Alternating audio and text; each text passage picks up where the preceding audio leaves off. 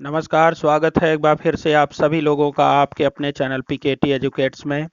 मैं हूं डॉक्टर पवन तिवारी और आज मैं आपके सामने लेकर हाजिर हूं आधुनिक भारतीय इतिहास से संदर्भित एक महत्वपूर्ण टॉपिक, भारतीय राष्ट्रीय आंदोलन का तीसरा भाग।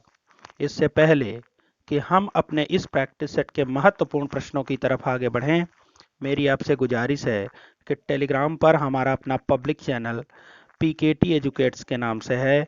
आप हमारे इस पब्लिक चैनल को फॉलो करें, जिससे कि हमारे चैनल के प्रत्येक अपडेट के साथ बने रह सकें और साथ ही साथ वहां से पीडीएफ प्रारूप में नोट्स, किताबें और क्वेश्चन पेपर्स को भी समय समय पर प्राप्त करते रह सकें। तो आइए बढ़ते हैं आज के महत्वपूर्ण प्रश्नों की तरफ। इससे पहले मेरा आपसे निवेदन है कि वीडियो को शेयर कर दीजिए, जिससे कि ज़्यादा से ज़्यादा लोग हमारे साथ इस ऑनलाइन टेस्ट में जुड़ सकें। वीडियो को लाइक भी कर दीजिए। और एक महत्वपूर्ण बात जो कि आप जानते हैं, प्रत्येक प्रश्न को हल करने के लिए आपके पास सिर्फ और सिर्फ 20 सेकंड का वक्त होगा। इन 20 सेकंड में आपको चैट बॉक्स में अपना उत्तर देना है। तो आइए बढ़ते हैं आज के अपने पहले प्रश्न की तरफ। आज का हमारा पहला प्रश्न है, जो अभी इस समय आपके स्क्रीन पर है। भवानी मंदिर पुस्तक के लेखक हैं। विकल्प ए है अरविंद घोष, बी है बंकिम चंद्र चटर्जी, सी है लाला लाजपत राय और डी है अश्वनी कुमार दत्त। तो इसमें आपका सही जवाब है अरविंद घोष। भवानी मंदिर पुस्तक के लेखक कौन हैं? अरविंद घोष हैं। आइए बढ़ते हैं अपने अगले प्रश्न की तरफ। हमारा दूसरा प्रश्न है, हमारी भारत माता पृथ्वी का एक टुकड़ा नहीं है, न ही वह वाक्मूर्ति, न ही कोरी मन की कल्पना है। यह लाखों लोगों की सामूहिक चेतना से निर्मित वह महान शक्ति है जिससे राष्ट्र का निर्माण होता है। यह कथन किसका है? विकल्प ए है सुभाष चंद्र बोस का, बी है लाला लाजपत राय का, सी है अरविंद घोष का और डी है बिपिन चंद्र पाल का। तो ये कथन है अरविंद घोष जी का। विकल्प सी आपका यहाँ पर सही है। अरविंद घोष जी ने यह मत अपनी पुस्तक भवानी मंदिर में व्यक्त किया है। आइए बढ़ते हैं अपने अगले प्रश्न की तरफ। हमारा तीसरा प्रश्न है,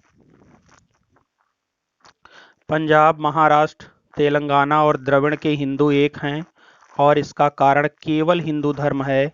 यह कथन है। विकल्प ए है बाल गंगाधर तिलक, बी है लाला लाजपत राय, सी है बिपिन चंद्र पाल और डी है अरविंद घोष। तो इसमें आपका सही जवाब है विकल्प ए, बाल गंगाधर तिलक। यह कथन किसका है? बाल गंगाधर तिलक जी का है। आइए बढ़ते हैं अपने अगले प्रश्न की तरफ।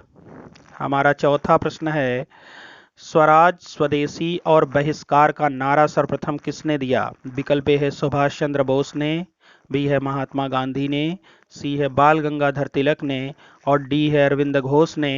इसमें आपका सही जवाब है विकल्प सी, बाल गंगाधर तिलक ने सबसे पहले स्वराज, स्वदेशी और बहिष्कार का नारा दिया और उन्होंने कहा, हमारा राष्ट्र एक वृक्ष की तरह है जिसका मूल तना स्वराज है और स्वदेशी तथा बहिष्कार आदि उसकी शाखाएं हैं।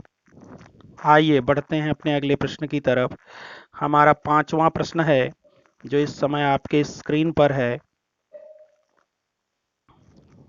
राष्ट्रीय आंदोलन के द्वितीय चरण में उग्रवाद के स्तंभ थे। विकल्प ए है लाल बाल पाल, बी है अरविंद घोष, बंकिम चंद्र चटर्जी, दादा भाई नौरोजी, सी है अश्वनी कुमार दत्त, रमेश चंद्र दत्त और बदरुद्दीन तैयबजी। तो इसमें आपका सही जवाब है विकल्प ए, लाल बाल पाल।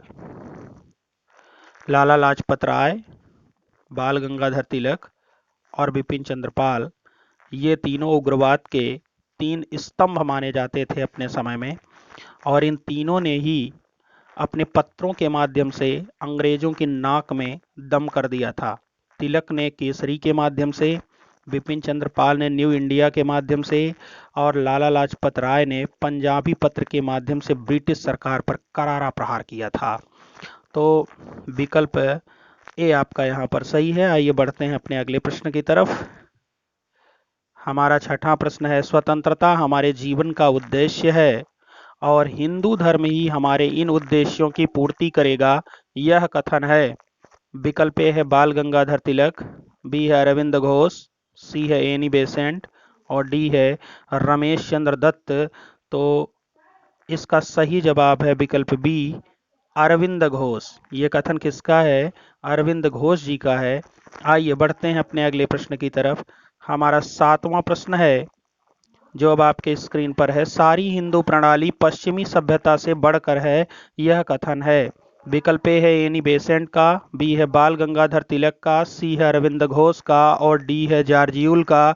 तो इसमें आपका सही जवाब है विकल्प ए, एनी बेसेंट का। आइए बढ़ते हैं अपने अगले प्रश्न की तरफ। हमारा 8वां प्रश्न है, अनुनय विनय नहीं बल्कि युयुत्सा, यह नारा किसने दिया था? विकल्प ए है लाला लाजपत राय ने, बी है बाल गंगाधर तिलक ने, सी है अरविंद घोष ने और डी है सुभाष चंद्र बोस ने। तो ये नारा दिया था बाल गंगाधर तिलक ने। विकल्प बी आपका यहाँ पर सही है। आइए बढ़ते हैं अपने अगले प्रश्न की तरफ। हमारा 9वां प्रश्न है, भारत में क्रांतिकारी गतिविधियों की शुरुआत कहाँ से मानी जाती है? विकल्प ए है महाराष्ट्र से, बी है बंगाल से, सी है पंजाब से और डी है मद्रास से। तो इसमें आपका सही जवाब है विकल्प ए, महाराष्ट्र से। कहाँ से मानी जाती है? महाराष्ट्र से। आप जानते हैं महाराष्ट्र में 1897 से ही क्रांतिकारी गतिविधियां संचालित होनी शुरू हो गई थी। तो विकल्प ए आपका यहाँ पर सही है। आइए बढ़ते हैं अपने 10वें प्रश्न की तरफ। हमारा 10वां प्रश्न है, 1918 में पेश की गई विद्रोही समिति की रिपोर्ट में भारत में आतंकवाद शुरू करने का श्रेय किसे दिया गया था? विकल्प ए है चित्पावन ब्राह्मणों को, बी है अभिनव भारत समाज को, सी है अनुशीलन समिति को और डी है जतीन्द्रनाथ बनर्जी को। मैंने आपको बताया था कि महाराष्ट्र से ही क्रांतिकारी विद्रोह की शुरुआत मानी जाती है। तो इसलिए यहाँ पर जो रिपोर्ट प्रस्तुत की गई थी, उस रिपोर्ट के अनुसार 1918 में जो विद्रोही समिति की रिपोर्ट प्रस्तुत की गई थी, उस रिपोर्ट के अनुसार महाराष्ट्र के पुणे जिले के चित्पावन ब्राह्मणों को आतंकवाद शुरू करने का श्रेय दिया गया था भारत में। तो यहाँ पर आपका सही जवाब क्या होगा? विकल्प ए, चित्पावन ब्राह्मणों को। आइए बढ़ते हैं अपने अगले प्रश्न की तरफ। हमारा 11वां प्रश्न है, भारत में क्रांतिकारी आतंकवाद की पहली घटना कब घटित हुई? विकल्प ए है 22 जून 1897 ईस्वी, बी है 9 नवंबर 1918 ईस्वी, सी है 17 दिसंबर 1920 ईस्वी और डी है 12 जून 1897 ईस्वी।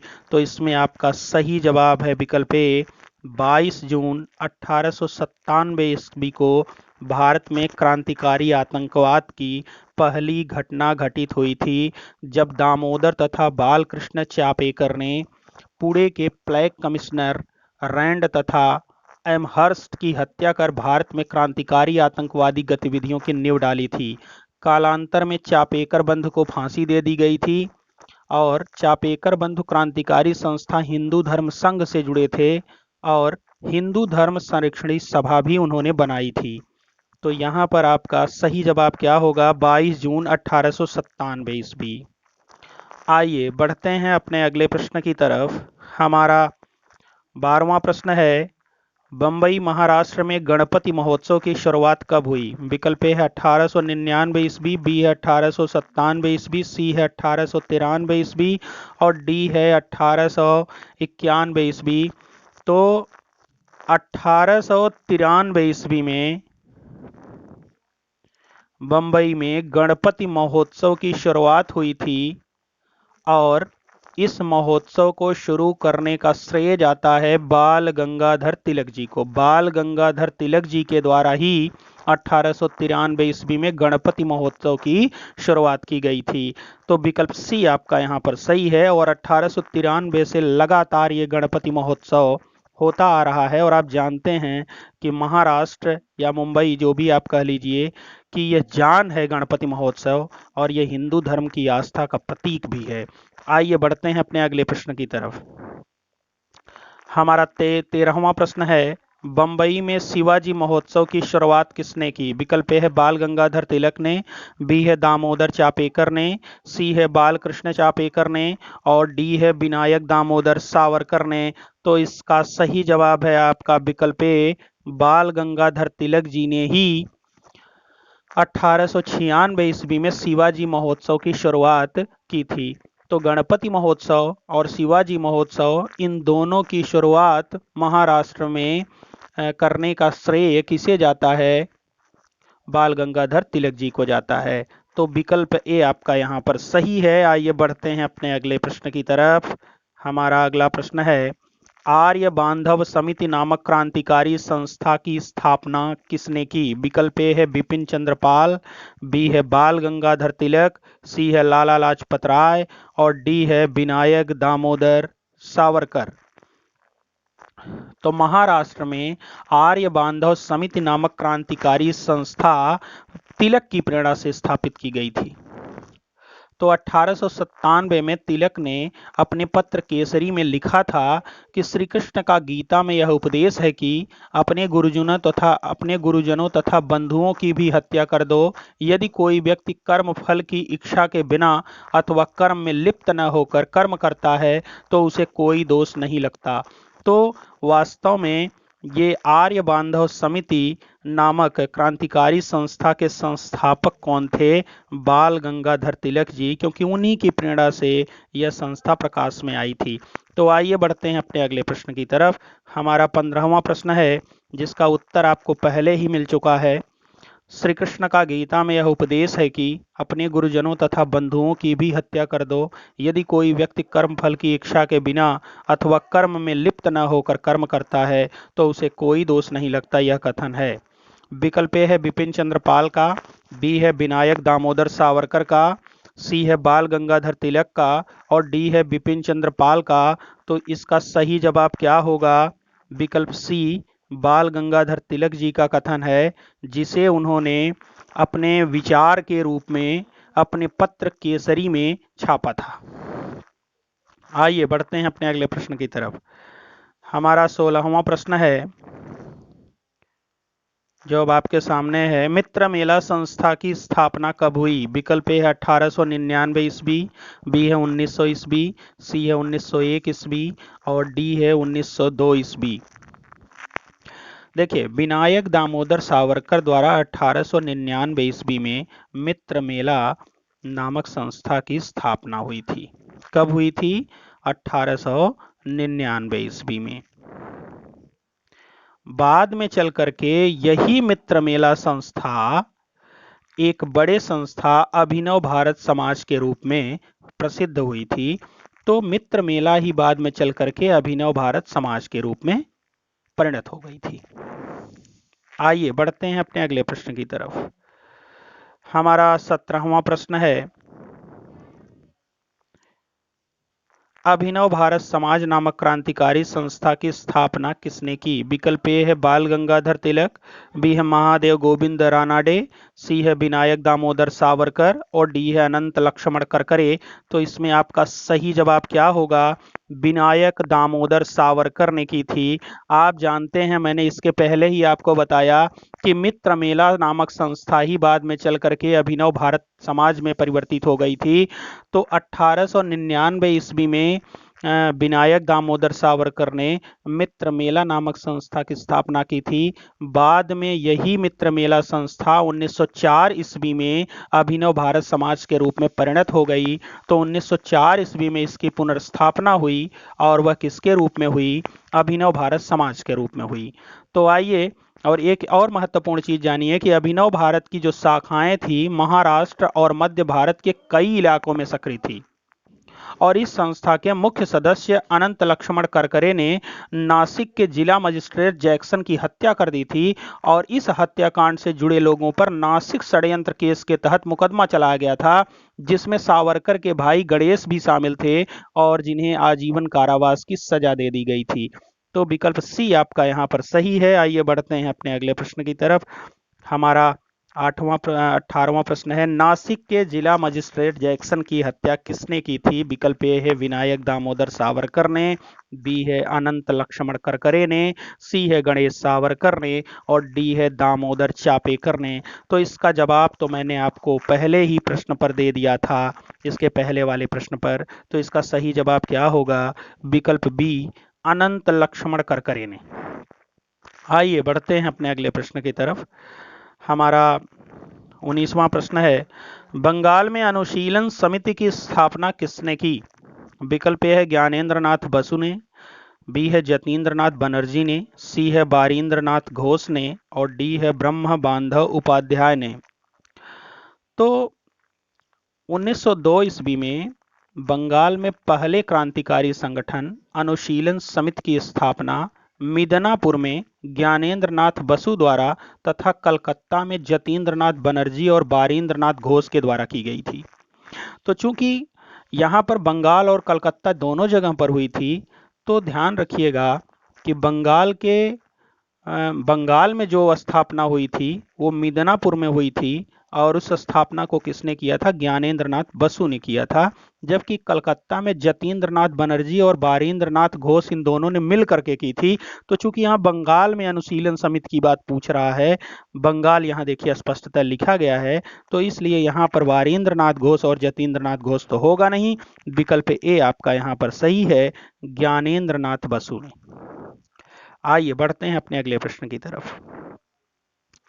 यहाँ दिया गया है 20वां प्रश्न आपका, थोड़ा सा ये देखिएगा, पहले आप इसको देख लीजिए।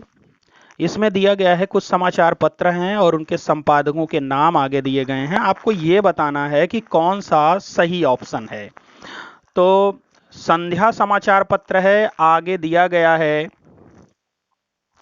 बाल गंगाधर तिलक। दूसरा है वंदे मातरम, आगे दिया है भूपेंद्र नाथ दत्त। तीसरा है युगांतर, आगे दिया गया है अरविंद घोष। चौथा है केसरी, आगे दिया गया है ब्रह्म बांधव उपाध्याय। तो आपको ये बताना है कि किस समाचार पत्र का संपादन किसने किया। तो यहां आप जानते हैं जो संध्या है,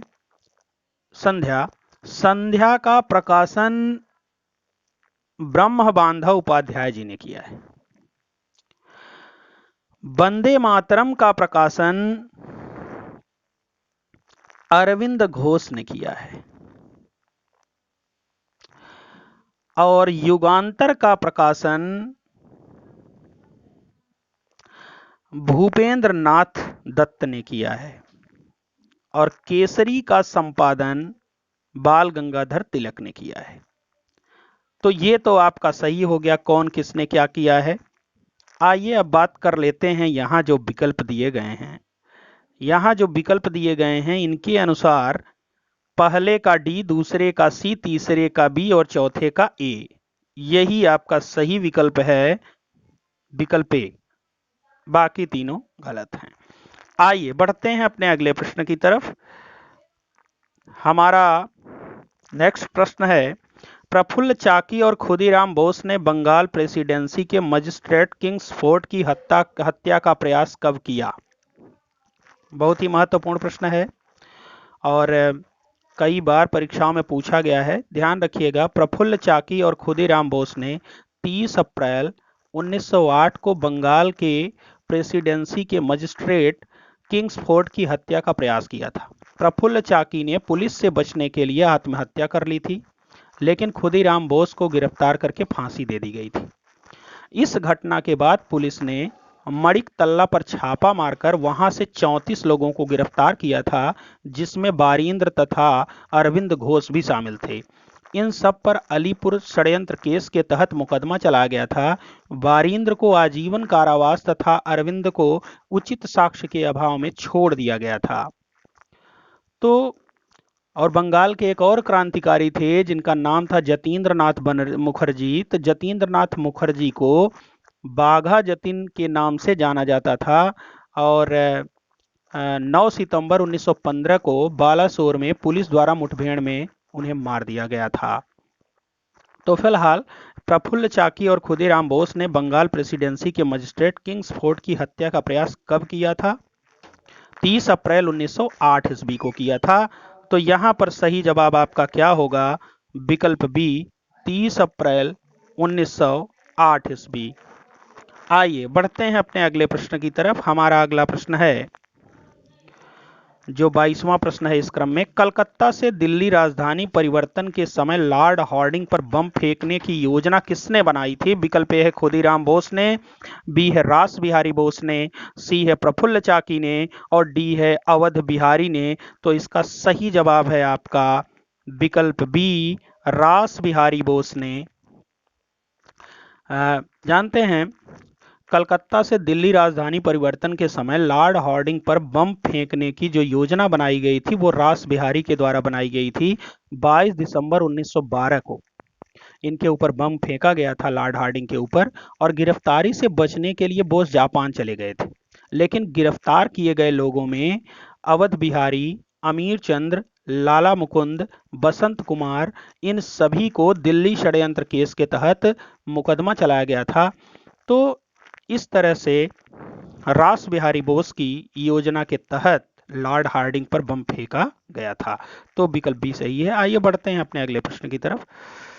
हमारा 23वां प्रश्न है, बंगाल में क्रांतिकारी गतिविधियों के दमन के लिए सरकार ने कौन सा अधिनियम लागू किया? विकल्प ए है उग्रवाद विरोधी अधिनियम, बी है आतंकवाद विरोधी अधिनियम, सी है विद्रोह विरोधी अधिनियम और डी है विस्फोटक पदार्थ अधिनियम।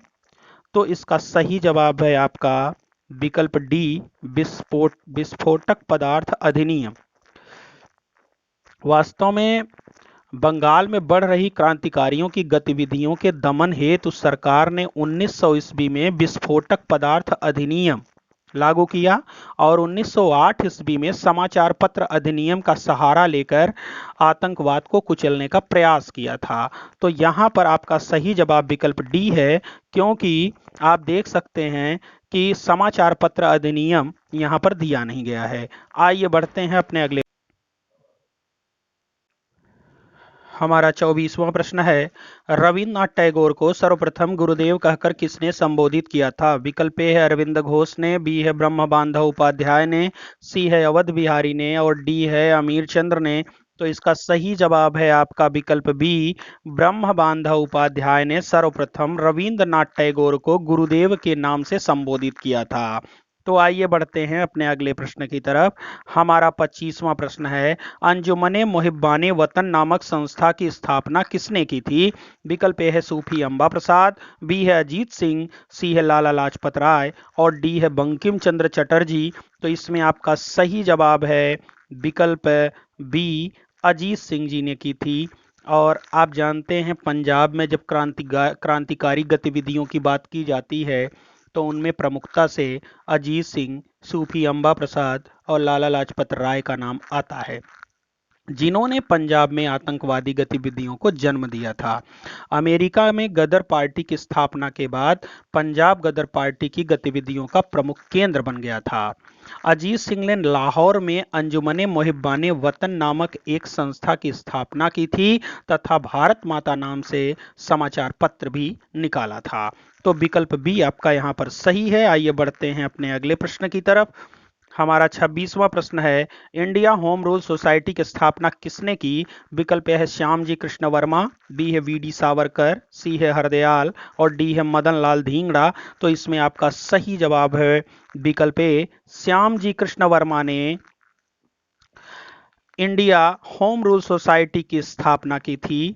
और जानते हैं, भारत से बाहर विदेशी धरती पर स्थापित सबसे पुरानी क्रांतिकारी संस्था इंडिया होम रूल सोसाइटी थी, जिसकी स्थापना 1905 ईस्वी में लंदन में श्याम जी कृष्ण वर्मा ने की थी।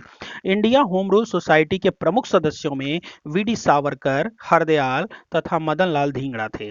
सोसाइटी का मुख्य उद्देश्य भारत के लिए स्वशासन प्राप्त करना था। इंडियन होम रूल सोसाइटी ने इंडियन सोशियोलॉजिस्ट्स नामक पत्रिका का प्रकाशन भी किया था तथा इंडिया हाउस की स्थापना की थी।